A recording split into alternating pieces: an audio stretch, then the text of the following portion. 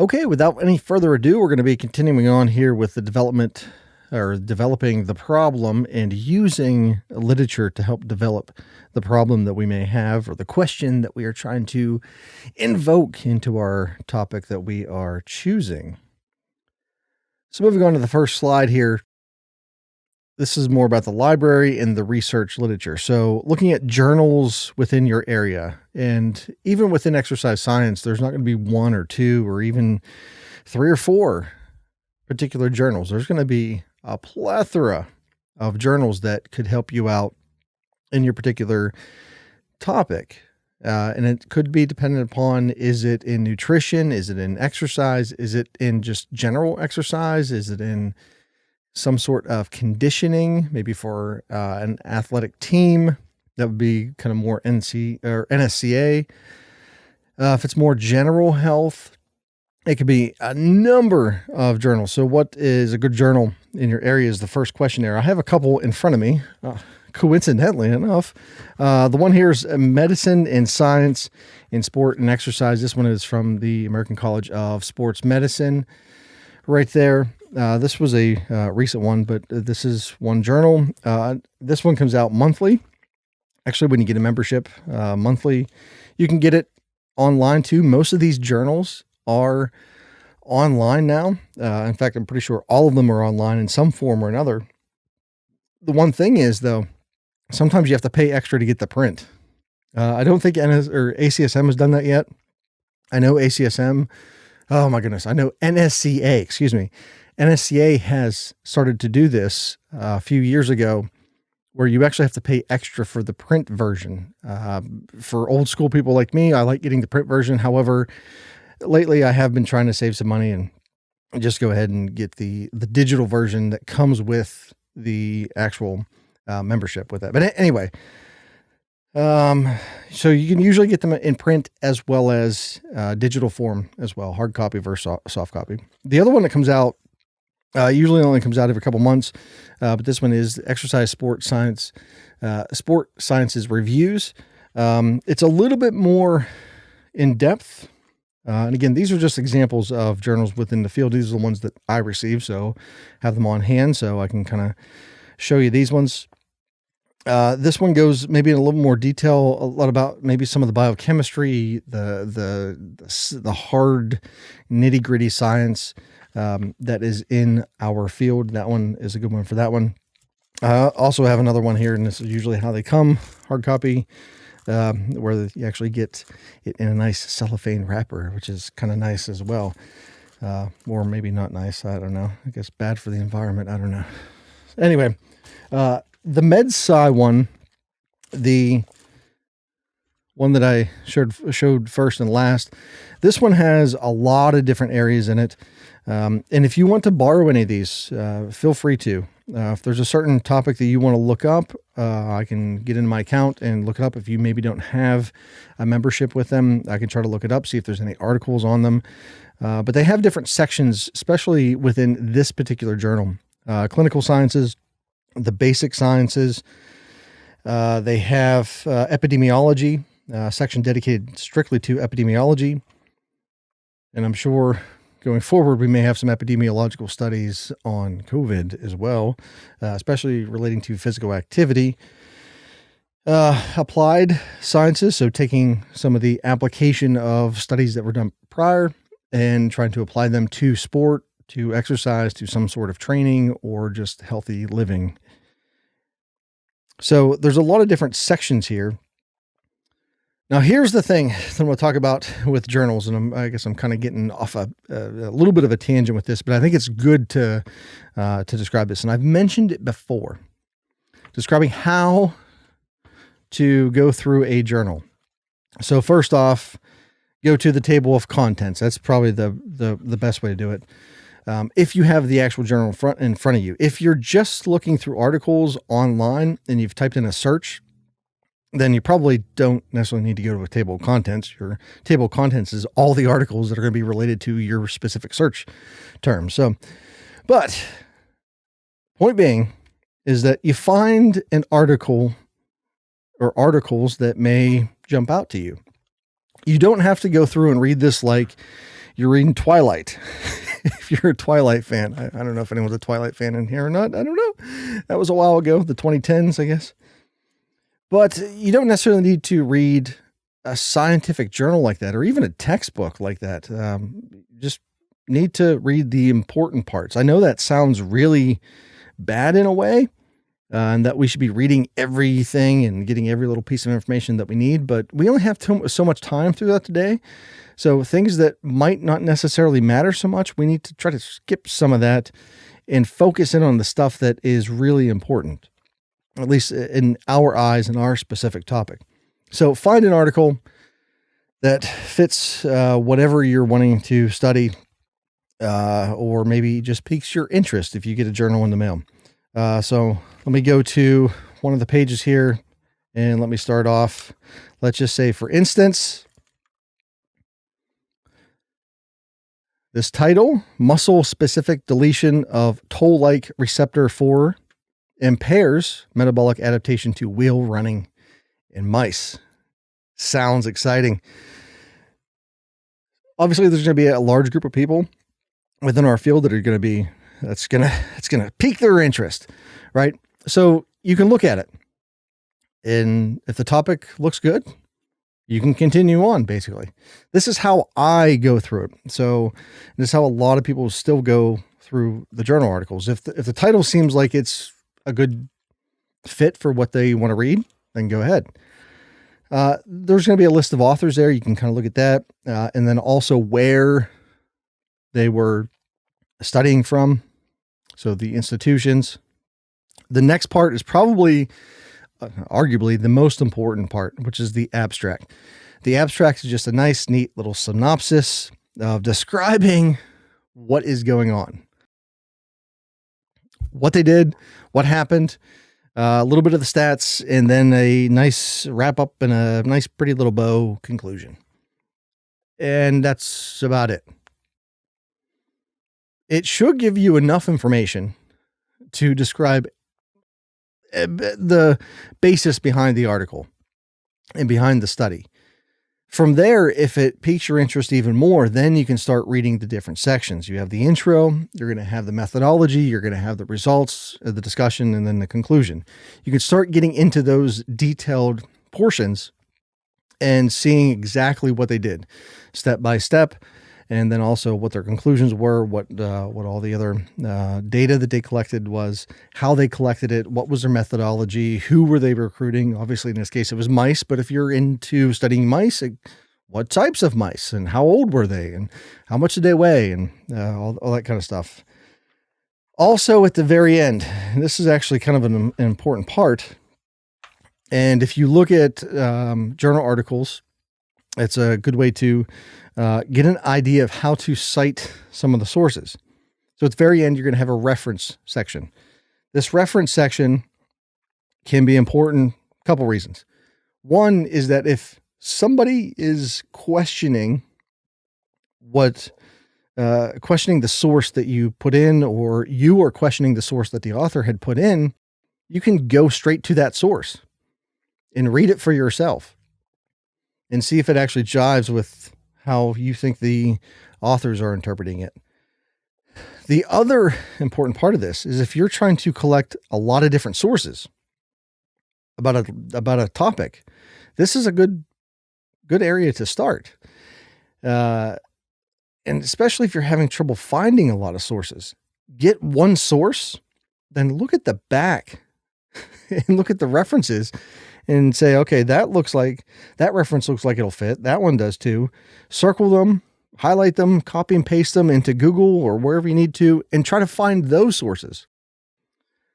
So you're cross-referencing the sources with this, and that starts to add a lot of the different sources automatically. You can start, go from one source, one journal article, then you can go to 2 or 3 from that one, and then maybe a couple of those have a couple other sources in them.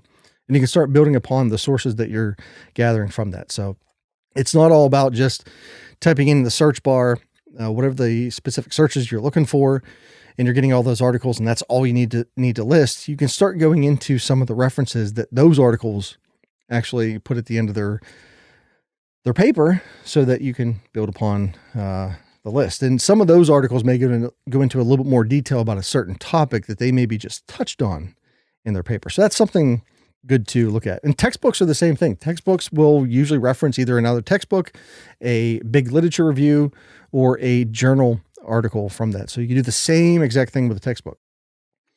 So anyway, let's go ahead and continue on. So a little bit about journal articles. So try to come up with at least 3 research journals that you can find in your field, in the area. I've already named 2. There's certainly many, many, many, many more. It's going to be part of the assignment for this week as well. Now, one part of the assignment that you don't have to do is name 3 researchers. It is good to kind of know some of the, I guess, more famous people in the field. I don't want to say famous in that they're celebrities or anything, although some of these people, some of the researchers do get up to somewhat celebrity status depending upon what they've been studying, and but they do become known within the field quite a bit. What types of research do they each do then? Usually, if you're in one particular area and you're studying one certain aspect of exercise or nutrition or training or maybe a certain disease, epidemiology, you're going to know some of the researchers that have done a lot of work within the field. And then explain 2 research projects at this institution or institution that you have seen some of these researchers at. So, but the main thing I want you to do for the assignment, and I'll actually add another part to this, is come up with at least 3 research journals within your field and pick one journal article that fits or the topic that you're wanting to study. So that's going to be the assignment for next week. One of the assignments. We've kind of got behind a little bit, but that's going to be one assignment for next week, and then there'll be another short one as well. But anyway, that's a little bit about journals. Let's continue on. So identifying the research problem. So how do students identify a research problem? Well, there's a lot of different ways you can go about it, but the big thing is try to keep it broad. Keep the topic broad, at least to start. Maybe review or read a review paper. And a lot of you have done that within the topics assignment that you gave me. You kind of had it somewhat broad, and we're going to try to narrow it down at least a little bit. For a big literature review, it doesn't necessarily need to be very, very, very specific, but narrowing it down, certainly once you get into maybe subsections of the literature review, can certainly help. Look at maybe what your advisor does. I do a lot of supplement research. I can give you articles, books. I've lent books out to students before. Articles, I've given them some advice maybe on performing research studies, and some of those areas on ergogenic aids. But if that's not your field, then that's fine too. I have some experience in some other areas, but I have a lot of different sources, and if I don't have the sources, I probably know where to get them. So just let me know if you need anything, and look at what students and faculty in your area are doing. Right now, we haven't had a whole lot of research studies because we haven't had the equipment or a lot of equipment yet. We've had some survey stuff. We have had some actual studies performed, and we can look at maybe replicating those if you want to. We can look at using some of the same equipment. We do have the equipment coming. Actually, it's here. It still needs to be put together. We don't know where it's going to be going because the lab is going to be being built here within the next month or so, hopefully. But again, you still have that option that if you want to complete it in the fall, if you're here, that's perfectly fine. Another fun area in this book that I use, or one of the books that I use, it gave a list of unsolved problems that could be research topics. This is obviously a joke, but this is up my alley with humor, lame old man humor. Does the Little Mermaid wear an algebra? Again, lame. See, I'm going to be a father here another month and a half, and these are some of the dad jokes that I'm going to keep up here in my head. If one synchronized swimmer drowns, do the rest drown too? Very, very important questions we have for society. If all those psychics know the winning lottery numbers, why are they still working? There you go. Going back to the pseudoscience, all those psychics, yeah, bullshit. Look up James Randi. He actually just recently passed away, but he was a skeptic, a guy who challenged psychics and people who said they had supernatural abilities. And I think it was $1 million challenge. No one was ever able to do it. That's all. No one can tell the future. It's just kind of the way it is. And that's the question I always had when I was real young, seeing the psychics. There was a bunch of psychics on TV, and I'm like, if they knew the lottery numbers or if they knew the future, why don't they explain, like, why didn't they tell people, hey, don't go into the Twin Towers on 9/11? That probably would have been a great time to warn people about something, but they didn't. So, there's a lot of things that, a lot of places you can point to, and there's cold readings and hot readings. So the psychics are just pseudoscience. Why is the alphabet in that order? Is it because of the song? That's actually a really good question. This one is actually, out of all of these, this is actually a really good question. Why is the alphabet in that particular order? Obviously, it probably goes back to where the alphabet kind of came from. I think maybe there was a little bit of Greek involved with that, and it was somewhat of the order of the Greek alphabet, I think, if I remember correctly. But where did the song come from then, too? And if the letters were changed around a little bit, or if they were in a different order, how would the song have changed? And would we even come up with the song? I don't know. See, these are good questions. I think at least that last one is a good question. I don't know about the other three, but at least that last one is a good question. Maybe not related to health and exercise, but certainly a good question to ask. All right, more serious stuff. Criteria in selecting a research problem. First off, is the problem in the realm of research? So can we research it? Is it even viable to research it? Is the problem already being studied? Has it already been studied? Has it been studied to death? What I mean by studied to death is that there's a large body of information there on it. Not to say that we know everything about it, but it's been studied a lot. The one area that I can attest to this is going to be creatine. Creatine, I think somewhere in the early 2000s, probably in the late 90s to the mid 2010s or teens or whatever you want to call them. Creatine was studied to death. It was almost like every single thesis that I saw was written on creatine, some form or another, and one variation or another, different athletes, different populations, different doses, whatever it may be. Now, we don't know everything about creatine supplementation, but we know a lot about it because we have a huge body of literature on it.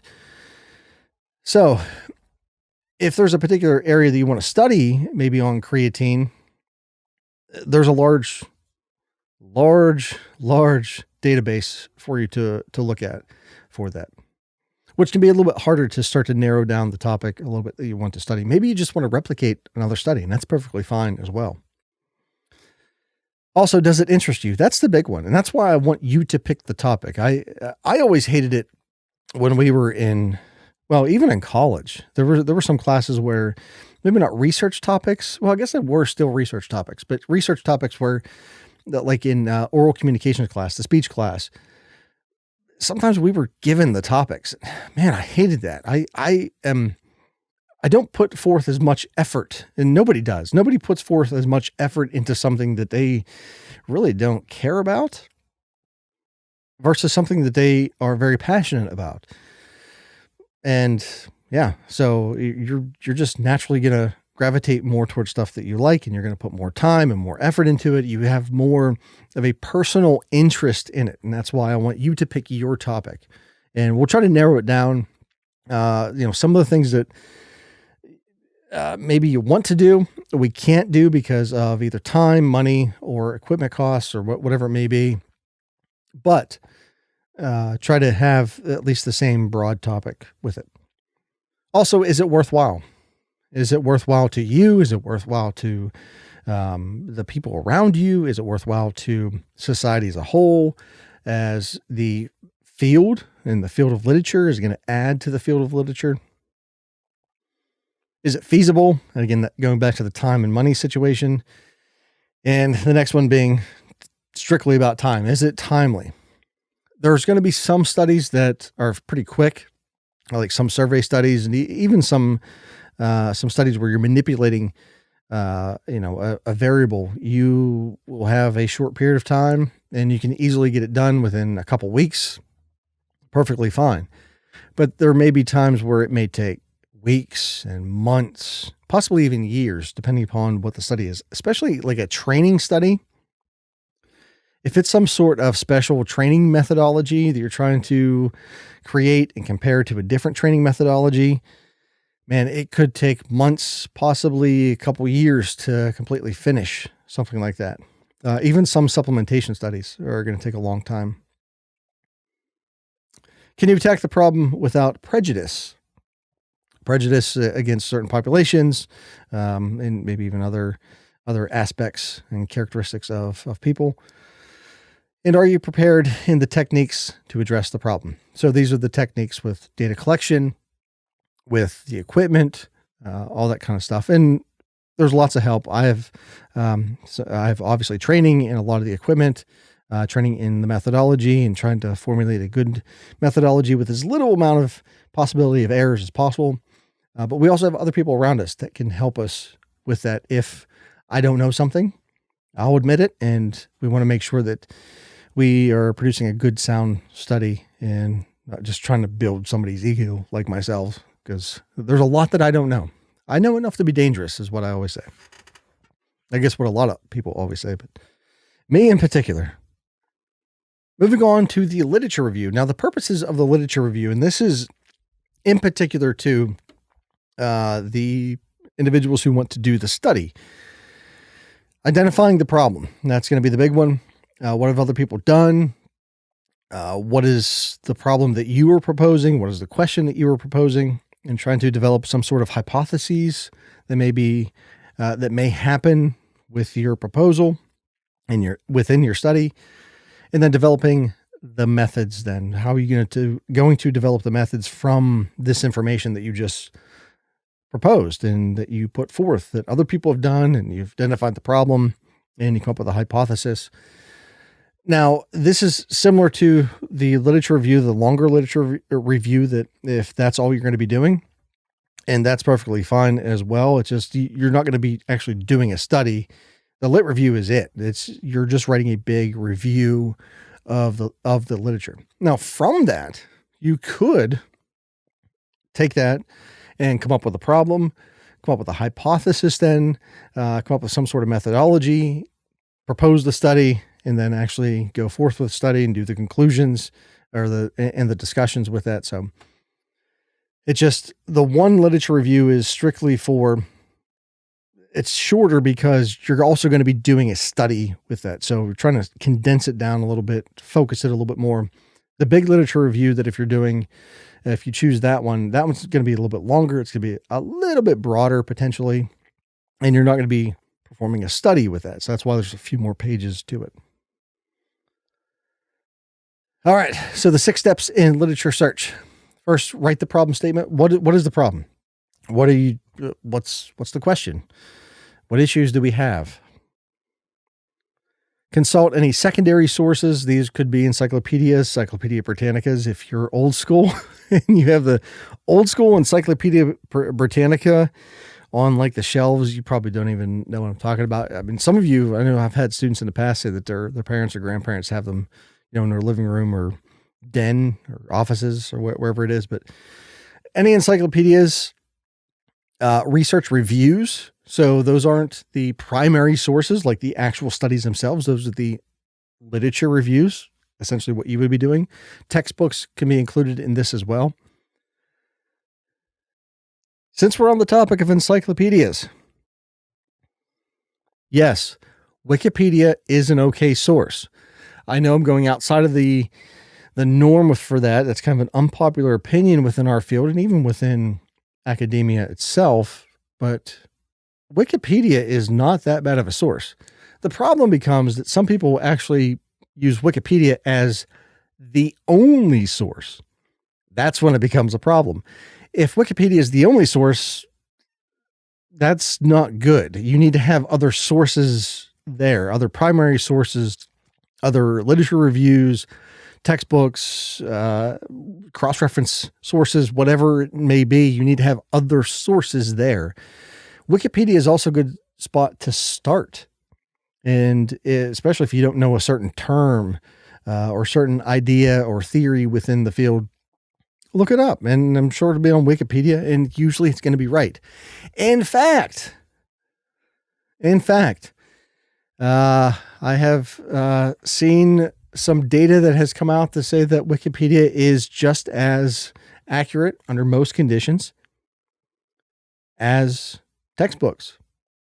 And I know that scares the bejesus out of some professors because they're so hardened on, oh, we have to have textbooks. Textbooks are the end all be all of learning.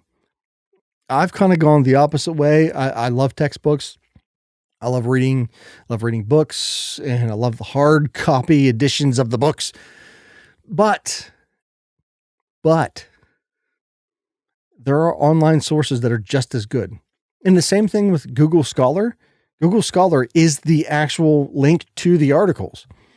There was a professor that did not like Google Scholar, and he was asking me about it. He goes, I can't believe people are using this. It's Google. And I'm like, no, you don't understand. These are the actual articles. It takes you to the actual publication. So that's perfectly fine as well. Anyway, also determine the descriptors. This is part of the methodology. What are the subjects? What are the variables that you're going to be testing? And everything is surrounding it. What time of day are you going to test the subjects? How are we going to actually collect the data, the equipment, the people that are involved within the study? Find and try to find articles that are similar to that, then that you're trying to want to figure out, that use the same equipment, similar methodologies. Doesn't have to be the same methodology, but it should be at least similar. Then find primary sources. These primary sources are going to have bibliographies or references at the end, and I kind of went over that. Computer searches, PubMed is a good one, Google Scholar, and then all of the publications, like I said, like the MedSci Journal is going to be online. If you go on to and log into your account, if you are a member of any organization, you likely have access to all of these publications that are published by them in their journals. Also, read and record the literature. You don't necessarily have to record it. I'm not sure about the record, but you can print it off. You can highlight it. You can copy and paste it maybe into a Word document, however you would like to do it. Save it somehow. And then writing the literature review itself, then. That'd be the next step. Computer searches. There's computerized catalogs. There are computer databases that are going to be used for this as well. Most of the time, we're going to be getting our stuff online, just to be honest. And this is going to be online searches. And there's going to be certain databases within the field that can be very, very helpful as well. And there's through the library's website, actually, you can go on and you have access to, oh my goodness, hundreds of thousands of articles. And there's certain subsections of the databases that you need to look at that should point you a little bit more in the right direction in terms of the topics. And then you got more reading and recording of the literature. So statement of the problem, you got the hypothesis, the characteristics of the participants.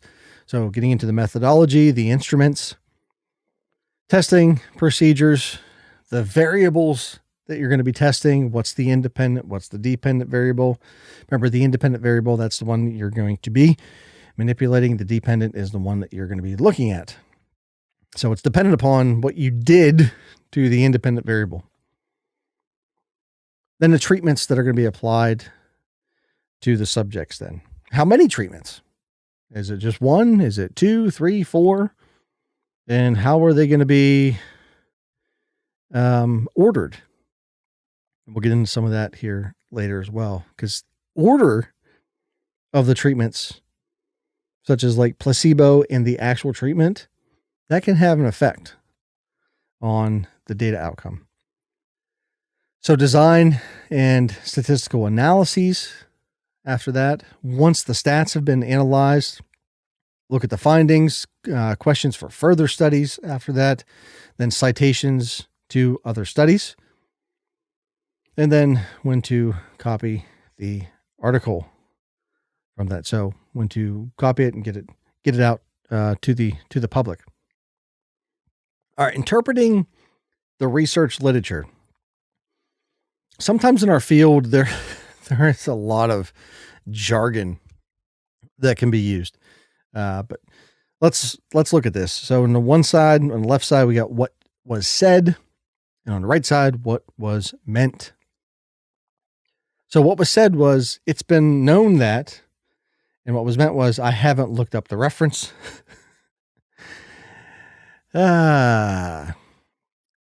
Put in a reference wherever you can. There's going to be a reference. Generally, even if it feels like common knowledge, find a reference for it and put it in there.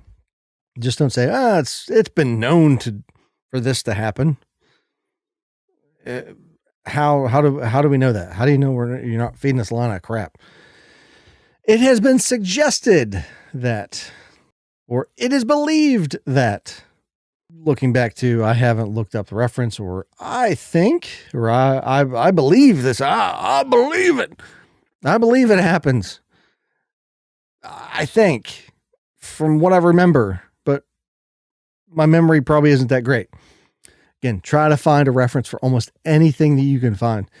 All right, typical results show, or best results are shown, and then correct with an order of magnitude. It's a fancy way of just saying wrong. So, there's going to be some jargon, some ways that you can manipulate the words and move them around and put in some other words and synonyms that make it sound good, but really it just, there's no substance there. There's no there.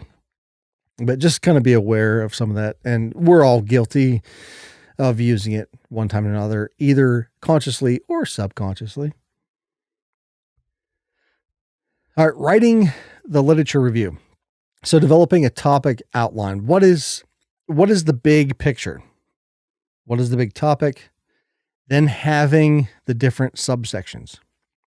So for instance, I'll go back to creatine. Creatine's kind of an easy one. Say you want to do a paper on creatine. Well, you can go a million different directions with that topic. But let's say you want to do creatine supplementation with weightlifters. Just specifically weightlifters. You're not looking at, you could look at bodybuilders or whatever, but you just say weightlifters. First off, you probably want to do, what is the supplementation? What are the different forms? That could be one topic, one section. Then you could go into the physiology behind it. What is the actual physiology, the chemistry, the biochemistry behind creatine? What does it actually do? And then you go into the energy systems in that same section with that. Then from there, you can look at the history of the supplements and supplementation. You maybe look at a little bit of the history of ergogenic aids and supplements within this country or throughout the world, whatever it may be. And then you can maybe go into specifics about weight training, muscle building. Is there any placebo effects? Go into different athletes, and maybe, anaerobic athletes versus aerobic athletes.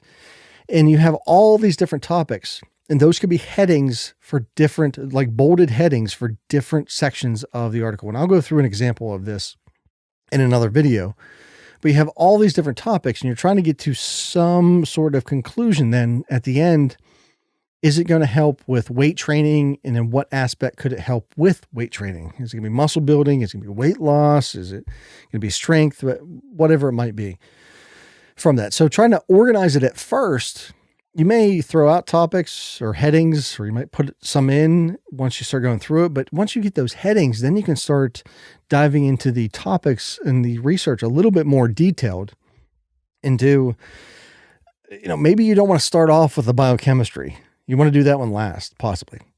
Maybe you say, hey, I'm getting a lot of articles on bodybuilding. Okay, well, there we go. Let's do the bodybuilding first. That's going to be an easy one. We get that out of the way. From there might be a lot of cross-referencing you can do with topics from topics from articles that could be related to the biochemistry or the physiology behind it. It's a big wangled web, tangled web we weave with this. There's a lot of interconnectedness within these topics and within the research. You just have to filter through it and put forth a little bit of time each day to get all the sources and all the material that you need to get a good, robust paper written. But again, I'll try to put out a video here shortly on an example of this and of the topics to cover with it. That'll also provide a couple of different examples, real world examples of a big literature review, basically a chapter 2 of people's dissertations or theses. So organizing, helping the reader, this just helps the paper flow nicely and helps the reader get through the paper without being like, oh, screw this. I'm done with this. This is kind of boring, or it's not easy to follow. Again, use the headings. It's like chapters in a book. Books that have very little chapters or no chapters at all, oh my goodness, they're tough to read, right? Because chapters are nice because they give you a nice break point. If you're reading a huge literature review that has one heading, that is creatine, and it's 15 pages long, there's no like break point. There's no, okay, I'm going to get to here and then stop and maybe reflect on this part. No, you got to read the whole thing because there's no headings. But if it's labeled properly, you can go through and say, okay, I'm going to get to this point. Okay. So that's kind of the intro. Okay. We got the physiology, the biochemistry. Okay, good. Okay. Then we've got some athletes here, the history of the supplementation. Oh yeah. So you start to feel it a little bit more. You start to say, okay, it's almost like a book. You got the different chapters. We're going to read through the chapters and that's it. Now it's shorter than a book, hopefully. Although some of these could turn into a book, and some probably have. How much of information to give? Just try not to put too much fluff around it. Just get to the point. What are the critical studies? What are the most important studies in the field in that specific topic? And which ones are just the important ones that you need to know? And structure of the review, the intro, the body, and then the summary and conclusions, and obviously the summary and conclusions towards the bottom or the end. And we'll get into some more jargon here. This one's kind of good. This one is used a lot of times not to try to, mislead, but this one is more to try to add space. Because when we're trying to write a certain amount of pages, if you add more words, it just becomes a word salad, basically.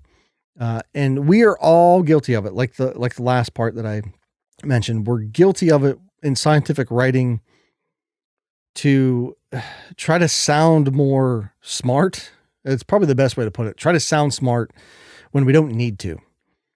For instance, a considerable amount of, well, you can just say much or a lot. That's really all it is. I know that in scientific writing, it's using some of these words like much or for or I think sometimes isn't popular, but it's really the most simplest way because one of the important parts of writing a research paper is being able to write it in a way where most people, not just the people in the field, but most people in the general population can read it, or at least a good portion of them. Not everybody's going to be able to read it.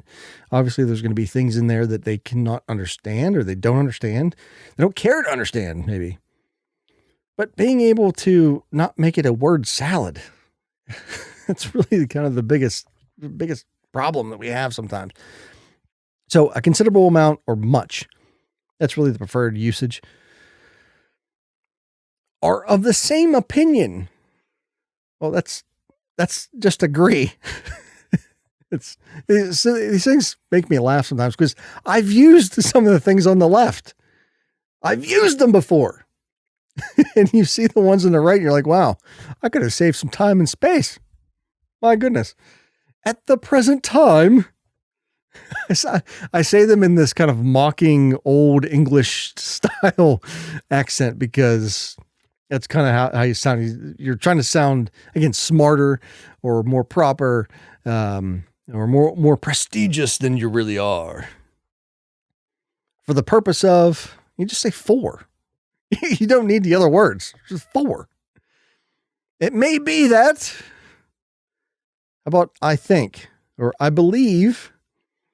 Now, one thing I will say about this, though, try not to use the first person in your paper. Every once in a while, you can use it. That's perfectly fine. There are some journals that actually want you to use the first person. They'll want to say that we or I did this and did that in the study, and they want it in that format. Most of the time in our field, though, no.